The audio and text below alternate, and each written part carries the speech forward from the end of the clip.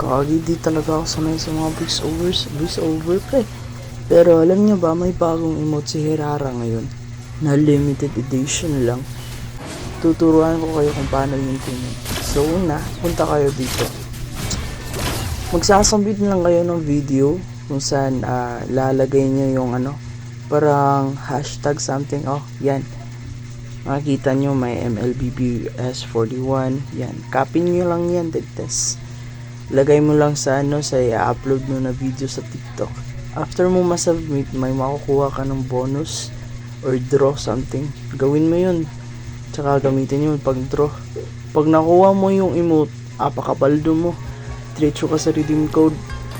Then, lagay mo yung code dyan. Then, yun lang. Automatically, nandun na sa mailbox mo. Boom. Tignan nyo. Walang cut yan Baka sabihin nyo, edited yung video. Edited nga talaga. Pero di ko yan kinat. You know? Napaka basic lang, promise. Kaya sa mga new content creator dyan, mga small content creator, sabay-sabay tayo mag-bloom pre, magtutulong-tulungan tayo. Para hindi man ngayon, hindi man bukas, pero soon sisikat din tayo. Magtulungan lang. Maraming salamat. Kita-kita sa susunod na video.